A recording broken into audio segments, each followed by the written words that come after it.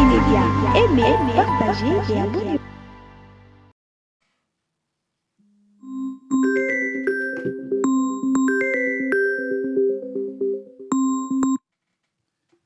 Allô, bonjour. Oui, frère Michon.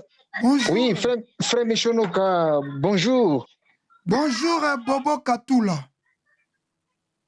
Oui, je rappelle aux fidèles téléspectateurs qui nous regardent dans ce net moment, vous êtes le collaborateur proche de l'artiste musicien décédé il y a pas longtemps, en la personne de Chaka Congo. Chaka Congo, Oyazaki Bongo, vraiment Pirio, Bozaki ne Sikamoko. Tolingina tozwana moi quelques témoignages pas na yo parce que yo ebaki Chaka Congo bien. Nalingi on met un peu éclairé na opinion publique. Oye subazona na partout dans le monde qui était Chaka Congo pour na yo le frère Michonoka. Chaka Congo ponanga azalaki nyoso pona ngai. Chaka Congo azalaki papa pona ngai. Azalaki camarade pona ngai. Azalaki frère pona ngai. Donc il était tout pour moi. Na tango ya pasi pe na tango ya bisengo. To partager ne ba moment nyonso tout ya malamu na ya pasi to partager toujours na ye. Surtout na ba séjour nanga ya na Kinshasa. Donc pour na ngai na perdre un être cher mutu munene na perdre na ba connaissance nanga mingi na Congo na perdre penza mutu munene na kombo ya Chaka Congo. Est-ce que vous allez travailler quand même ensemble ou participer qui peut na aspect l'artiste en danger? Omoni Chaka Congo na aspect l'artiste en danger.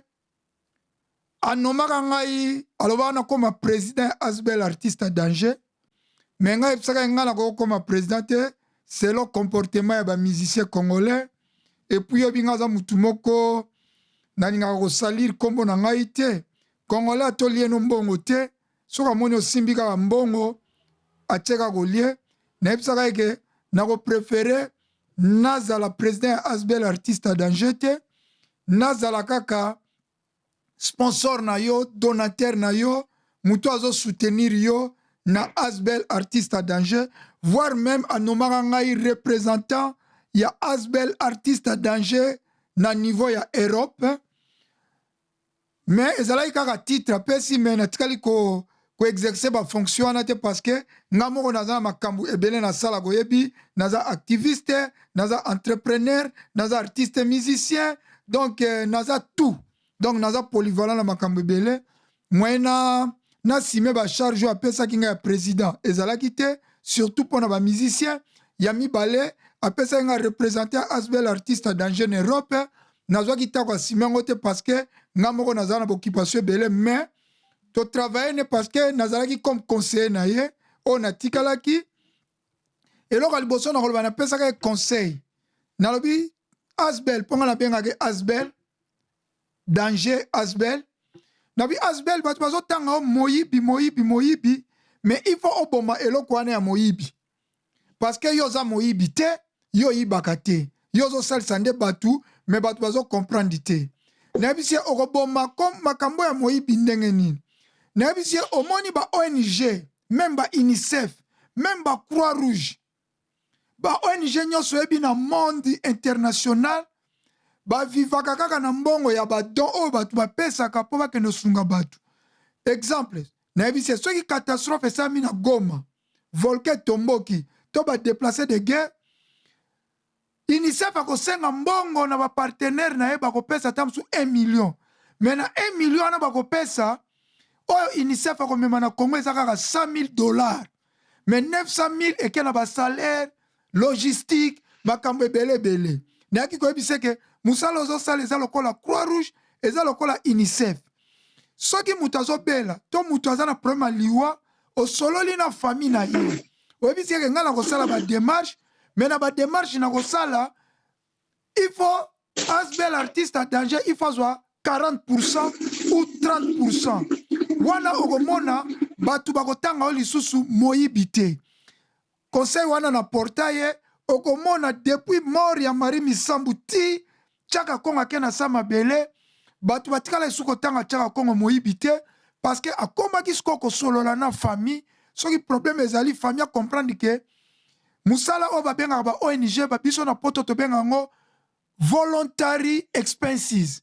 Donc voluntary expenses ezali mbongo moko boye ezaka pona ba volontaire. Volontaire azaka na salaire te, mais volontaire azana droit à carburant, azana droit à rafraîchissement, o biso to benga en anglais refreshment.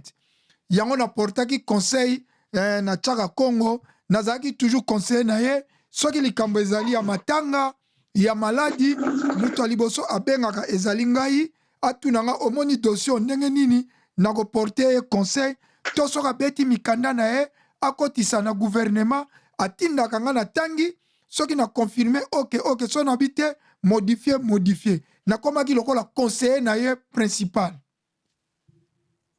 Mais frère Michonoka, jusque-là, nous sommes dans l'imbroglio. Non seulement nous, mais presque tout. Bazomituna, à quand les obsèques dignes il y a Chaka Congo? Parce que jusque-là, même à Tatomeke ko approché, c'est meki na yeo bazaki na matanga, bango pe baza vraiment na précision te. Yo en tant que proche, il y a Asbel, artiste en danger, na évité ce que oki kozala na idée, il y a date précise, il y a obsèque, il y a des connexions Chaka Congo. Merci mingi. Chaka Congo aloba ke asala be mission batu batala. Ata lelo batu baboko kunda mission no ka kunda e. Donc ndenge za bwe Chaka Congo ko yiko polate, même biso ata tozana ngote, il s'agit to teka ba bien na biso poto kunda Chaka Congo, to kunda Chaka Congo azana ba partenaire kaka ngai te ebele na monde. Mais Chaka Congo na moment oyo, batu ba ke Chaka Congo Corna ese sali un mois depuis atikaki biso, ezali kozanga makoki te, parce que famille a Chaka Congo, famille na ye biologique, artistique na biso oyo, tozana posa ba kunda Chaka Congo avec honneur. Chaka Congo azali mutu ya gouvernement, azali mutu ya culture et art. Yo yebi ko kunda mutu na Congo, esengaka toujours ba démarche. Tomona ngo na ba papa Lutumba, tomona ngo na ba papa Wemba, tomona ngo na ba musicien ebele. Esengaka toujours implication à l'État. Implication à l'État esengaka mikanda ekota. Alors na moment oyo mwana na Margot Langu, oyo azali vice-président ya Asbel artiste à danger, en collaboration na mama Barbara Kaname, oyo azo chapeauté organisation wana ya comité wana, ba démarche eza ko salama. Tant ba démarche eko koma fin, gouvernement bimisi mbongo, bako kunda Chaka Congo, batu bazala, Chaka Congo aza mutu munene, na si bozomona ba pano emati Kinshasa mobimba, et puis matanga ne eza ko salama na victoire, o nyonso alinga leka na victoire, Chaka Congo ko kundama, eza ko zanga mbongo te, na koloba même président de la République à titre personnel. O epesi confusion, batu ba weleli mbongo non. Président contribuer à titre personnel, nenga pe Michonoka na contribuer ki ko pesa instrument pona ele la Chaka Congo. Donc siko toza ko zela ministère de la culture, gouvernement asala bobstek digne o ezako mériter na ra Chaka Congo. En plus na ko bakisa Chaka Congo za muto il faut ba décorer à titre posthume. Il faut ba décorer parce que 15 ans ya service ya ko aider ba artiste musicien, ba artiste comédien, même ba journaliste. Donc aza ko mériter décoration, nyonso ane za ko senga ta mena ebike moya mars o ko sila te Chaka Congo akokundama. Soko za na posa matanga leka na victoire, matanga za na place victoire wane za place oyo ya azalaki ko bongisa. Place oyo azalaki ko landela, matanga za ko sala mawana chaque jour, oza même musicien, oza na orchestre na yo, okoyi ko leka wana obeti pona honneur ya Chaka Congo. En plus Godel Lofombo, coach Lofombo sali nzembo kitoko na ba artiste musicien nyoso ya Congo, nzembo ezo bimakala te, nzembo kitoko otoleli Chaka Congo, voire même ngape na yemi na kati attaque artiste musicien. Ndeko Mishono ka to rappeler sous na ba téléspectateurs ozali bongo moko ya ba collaborateur proche ya ndeko na biso Chaka Congo oya uti ko tika biso na rappeler lisusu ke ozali moembi monene ya gospel ya mboka na biso Congo mais ozo représenter musique na biso na mboka o babengi Londres to pe na Angleterre totondio botondi quand même ndengo répondaki quand même oui kobo sanate nazali pe promoteur ya chaîne à télévision munene o babengi As TV, la chaîne incontournable. Ok. Donc oza promoteur munene ya chaîne à télévision As TV télévision, aspect spirituel télévision. En plus nazo bisaba na Congo, tozo na ba projet ebele à partir de juillet, tozo na ba projet ebele même pour nous soutenir chef de l'État, tozo na ba projet ebele chef de l'État lobby a créer ba millionnaire.